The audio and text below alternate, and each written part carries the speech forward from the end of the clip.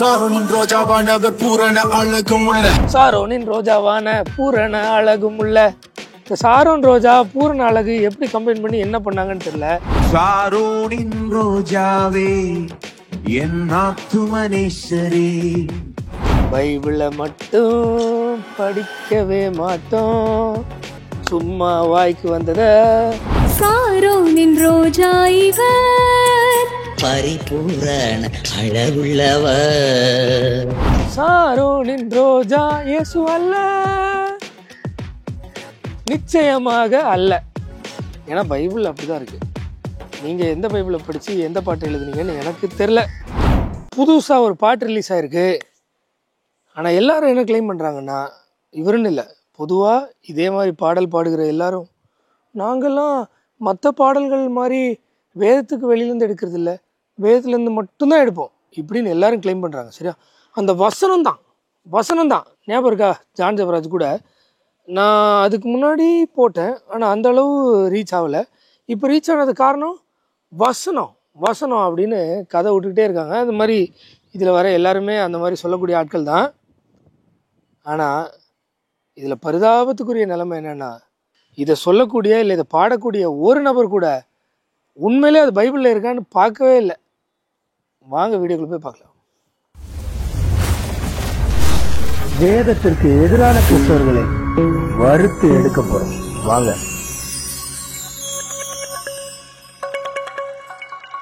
ஓ எந்தன் காட்டில் மனம் வீசும் சாரோன் ரோஜாவே.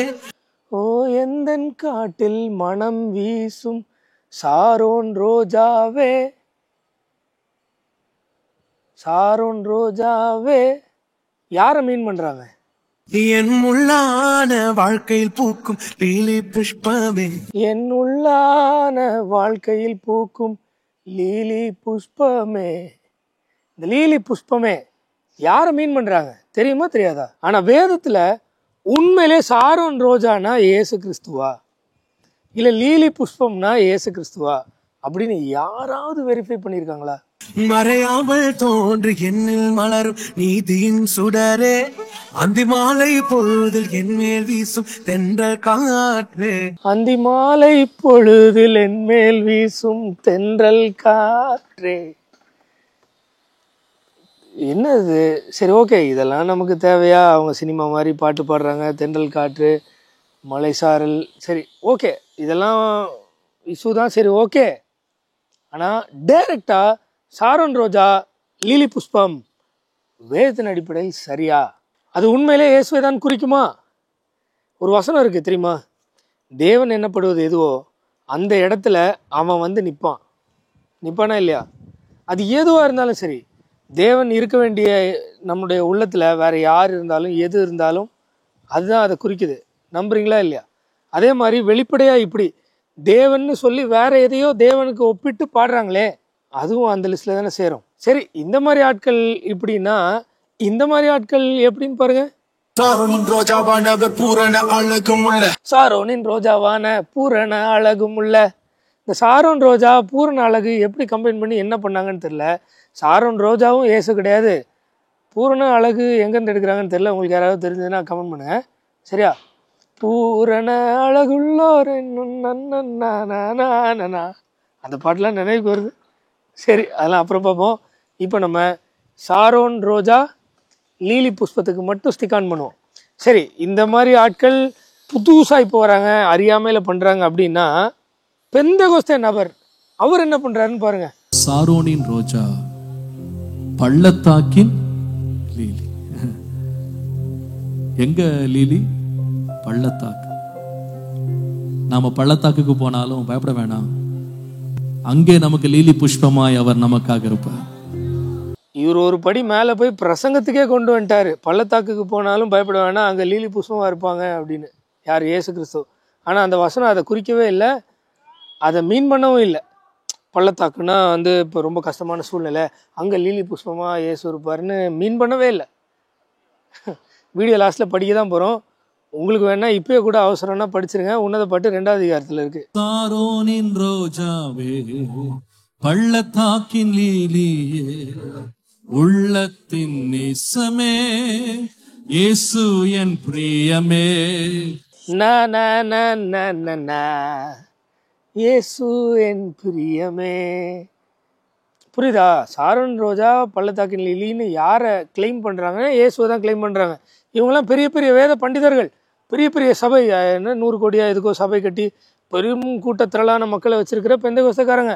வெள்ளை ட்ரெஸ் தான் போடுவாங்க, ஜிப்பா போடுறது தான் ஊழியம்னு சொல்கிறாங்க.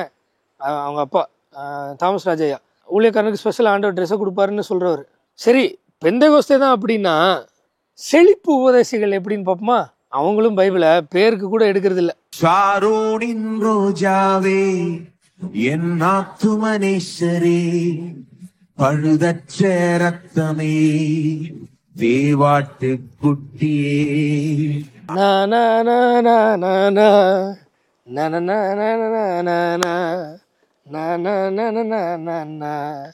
பைபிளை மட்டும் படிக்கவே மாட்டோம், சும்மா வாய்க்கு வந்ததை இயேசுன்னு சொல்லுவோம். அந்தோ பரிதாபம். அழகுள்ளவர் நீ, அழகுள்ளவர், 10,000ங்களில் சிறந்தவரே. 10,000ங்களிலும் சிறந்தவரே. இது கூட எங்கே இருக்குன்னு எனக்கு தெரியல, நான் பார்த்த வரைக்கும் இல்லை. ஒருவேளை எங்கேயாவது இருந்து எதையாவது உருவி போட்டு பாட்டெல்லாம் பாடியிருந்தாங்கன்னா கமெண்ட் பண்ணுங்க, தெரிஞ்சுக்கிறேன். சரி, செழிப்பு உபதேசிகள் தான் இப்படி, பைபிள் தான் கரெக்டு, அந்நிய பாஷை இவங்கெல்லாம் வளர்றாங்க, அது வளரல் பாஷை, அதெல்லாம் கிடையாது, ஆவிக்குரிய அலட்டல், அப்படி இப்படின்னு பேசுகிறவங்களாவது பைபிளை படிச்சிருவாங்கன்னு பார்த்தா அங்கேயும் ஒரு சாக்கு. என்னடா இது கால கொடுமை. சாலேம் ராஜா சாரோன் ரோஜா பள்ளத்தாக்கின் லீலி நீர், சிங்காசனம் வீற்றிருக்கும் யூதராஜ சிங்கம் நீர். ஆக்சுவலாக ரொம்ப நாளைக்கு முன்னாடி, இல்லை வருஷங்களுக்கு முன்னாடி இந்த பாட்டுக்கு நான் ஒரு மிகப்பெரிய அடிக்ட். சரியா? இப்போ நான் இந்த வீடியோவில் இவ்வளோ கேள்வி கேட்குறேனே, அது எனக்கு பொருந்தும். ஏன்னா இந்த பாட்டுக்கு அடிக்டாக இருக்கும்போது நான் இதை எடுத்து பைபிளில் எடுத்து சாரோன் ரோஜானா ஏசுதானான்னு நான் பார்த்ததே இல்லையே. அப்போ என்ன மாதிரி தானே எல்லோரும் இருப்பாங்க அப்படின்றது எனக்கு இப்போது இன்ஸ்டண்ட்டாக நான் இப்போ வீடியோ எடுக்கும்போது அப்படி தோணுச்சு, சொல்லிட்டேன். சரி, ஆவிக்குரிய அலட்டல், பெந்தகோஸ்தே அலட்டல், அது இது. ஆனால் பைபிளை காணுவேப்பா. ஒரு பாட்டு எழுதுகிறோம், அந்த பாட்டில் கடவுளை ரெசம்பிள் பண்ணி இல்லை ரெப்ரசன்ட் பண்ணி ஒரு வேர்டை யூஸ் பண்ணுறோம், அதுவே எத்தின்படி சரியானு பார்க்க வேண்டாமா?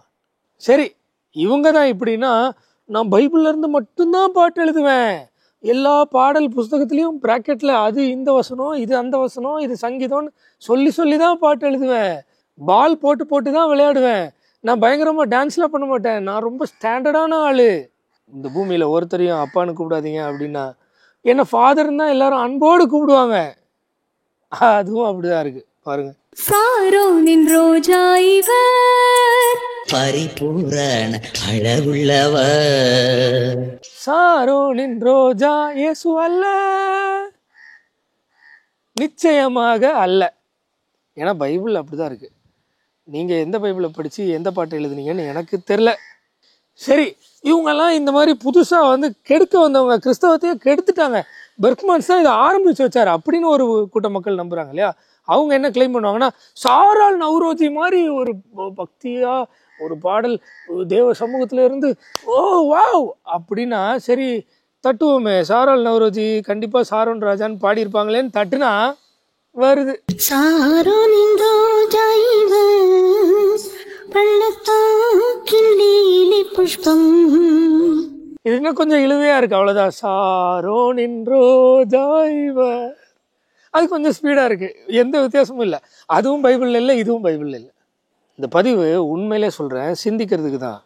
நம்ம பாட்டு எழுதுகிறவங்கள விட்டுருங்க, பாடுற நம்ம பேசிக்காக என்ன பண்ணணும், உண்மையிலே அது வேதத்தின்படி சரியாக இருக்கா அதெல்லாம் பார்த்துட்டு ஏன்னா நம்ம கிளைம் பண்ணுவோம். ஏன்னா இந்த மாதிரி பாடல்கள் புகை போட்டு பாடுறவங்களெல்லாம் 4 கேள்வி கேட்டால் நாங்கள் அது வேர்ட்ஸு, நாங்கள் கடவுளை ப்ரைஸ் பண்ணுறோம், நாங்கள் துதிக்கிறோம் அப்படின்னு கிளைம் பண்ணுவாங்க. ஆனால் ஒரு பாட்டு பாடினா அது பைபிள் படி இருக்கான்னு பார்க்குறதே இல்லை யாருமே. எனக்கு தெரிஞ்சு இதெல்லாம் யாரும் சொன்ன மாதிரி தெரில. சரி, இது ஒரு பக்கம். நாங்கள்லாம் உங்களெல்லாம் வழி நடத்துகிறோம், நாங்கள் உங்களுக்கு பிளெஸ்ஸிங்காக இருக்கோம், எங்கள் பாடல்கள் மூலமாக அநேகர் ரட்சிக்கப்பட்டிருக்காங்க எழுதும் போதாவது பார்க்க வேண்டாமா? அது பைபிளில் உண்மையிலே சாரோன் ரோஜானா ஏசுதான் குறிக்குதான்னு பார்க்க வேண்டாமா? யாரோ ஒருத்தவங்க எதையோ ஒன்று ஸ்டார்ட் பண்ணி விட்டாங்கன்னா கூட்டாம்போக்கில் அடிச்சு விடுறதா? இதுதான் ஆவியானவர் எனக்கு இந்த பாடலை கொடுத்தார், அவரு கொடுத்தார், இங்கே கொடுத்தார், இங்கே கொடுத்தாருன்றீங்களே, அதெல்லாம் இதானா? எந்த ஆவியானவர் வேதத்துக்கு விரோதமாக கொடுப்பாரு, இல்லை வேதத்தில் இல்லாத ஒன்று கொடுப்பாரு? சரி, இப்போ இவ்வளோ பேசுகிறேடா, பைபிள் எங்கடா எடுத்து படுற அப்படின்னு கேட்டிங்கன்னா நான் படிக்கிறேன், ஆனால் நீங்கள் படிக்க மாட்டீங்களா? நானும் கமெண்ட்ஸில் இந்த வசனத்தை நீ மிஸ்கோட் பண்ணுற, தப்பு, இந்த வசனம் இப்படி இல்லை, இப்படி சொல்லியிருக்கு, நீ கோட் பண்ண வசனம் அங்கே இல்லைன்னு யாராவது ஏதாவது சொல்லி கண்டுபிடிச்சி என்கிட்ட ஏதாவது கொஸ்டின் பண்ணாங்கன்னு பார்த்தா, நீ நியாயம் திருக்காத, நீ அது பண்ணாத, டேய் இந்த ஒரு கேஸ், இந்த டிக்கெட், டேய் உன்னை போலீஸ் ஸ்டேஷன் வர வச்சு ஏதாவது பண்ணுருவேன், டேய் நீ பேசக்கூடாது, பேசினா ஆளை வச்சு அடிப்பேன். எப்பா இந்த வசனத்தை நீ இந்த மாதிரி தப்பாக பேசியிருக்க அப்படின்னு சொல்லி பழகவே மாட்டிங்களா? கமெண்ட்டில் கூட டூ நாட் ஜட்ஜு, நீ நியாயம் திருக்கிற, உனக்கு இதே மாதிரி தானே கிடைக்கும், உனக்கு தண்டனை கிடைக்கும், உனக்கு நரகம் வெயிட் ஆகுது. சரி, எப்படியோ நீங்கள் படிக்க மாட்டீங்க, நான் படிக்கிறேன். உன்னத பாட்டு வந்து ஒரு கான்வர்சேஷன் மாதிரி இருக்கும், சரியா? ஒரு பிரைட் க்ரூமுக்கும் ஒரு பிரைடுக்கும் உள்ள கான்வர்சேஷன்.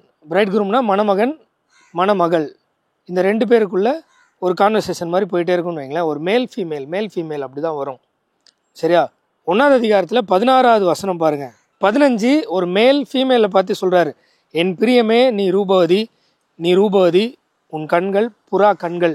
அடுத்து ஃபீமேல் மேலே பார்த்து சொல்கிறாங்க, நீர் ரூபமுள்ளவர், என் நேசரே, நீர் இன்பமானவர், நம்முடைய மஞ்சம் பசுமையானது. ஓகேவா? அந்த ஃபீமேல் கேரக்டர் மேலே பார்த்து சொல்கிறாங்க. அப்படியே கண்டினியூ ஆகுது, நம்முடைய வீட்டின் உத்திரங்கள் கேதுரு மரம், நம்முடைய மச்சு தேவதாரு மரம், சரியா? அப்படியே கண்டினியூஷன், நான் சாரோனின் ரோஜாவும், அந்த ஃபீமேல் கேரக்டர் சொல்கிறாங்க, நான் சாரோனின் ரோஜாவும் பள்ளத்தாக்குகளின் லீலி புஷ்பமாக இருக்கிறேன். ஒரு கவிதை நடையில் சொல்கிறாங்க, சரியா? அவ்வளோ லிட்டரலாக அதோடைய மீனிங் எல்லாம் நம்ம போய் எடுக்க முடியாது. சிம்பாலிக்காக இப்படி இருக்குது அப்படி இருக்குது அப்படி இப்படின்னு சொல்லலாம், ஓகே. ஆனால் எந்த சிம்பாலிக்காக பார்த்தாலும் இதில் மணவாட்டி இல்லைன்னா ஃபீமேல் கேரக்டர் தான் இதை சொல்கிறாங்க. முள்ளுகளுக்குள்ளே லீலி புஷ்பம் எப்படி இருக்கிறதோ அப்படியே குமாரத்திகளுக்குள்ளே எனக்கு பிரியமானவளும் இருக்கிறாள் அப்படின்னு மேல் கேரக்டர் சொல்லுது, சரியா? ஃபர்ஸ்ட் வர்ஸ் நல்லா படிங்க. நான் சாரோனின் ரோஜாவும் பள்ளத்தாக்குகளின் லீலி புஷ்பமாக இருக்கிறேன்னு ஃபீமேல் கேரக்டர் சொல்லுது. அதை அக்னாலேஜ் பண்ணி அந்த மேல் கேரக்டர் சொல்கிறாங்க, முள்ளுகளுக்குள்ளே லீலி புஷ்பம் எப்படி இருக்கிறதோ அப்படியே குமாரத்திகளுக்குள்ளே எனக்கு பிரியமானவளும் இருக்கிறேன்னு ஃபீமேல் கேரக்டர் சொல்கிறாங்க, இவங்க இருக்கிறாள்னு சொல்கிறாங்க, சரியா? அப்படியே நீங்கள் படிச்சுட்டே போனீங்கன்னா 6:13 சுலமத்தில் நீ என்னத்தை காண்கிறாய் அப்படின்னு கமாலியல் ஒரு கதை விட்டார் இல்லையா, அந்த வசனம் வரும்.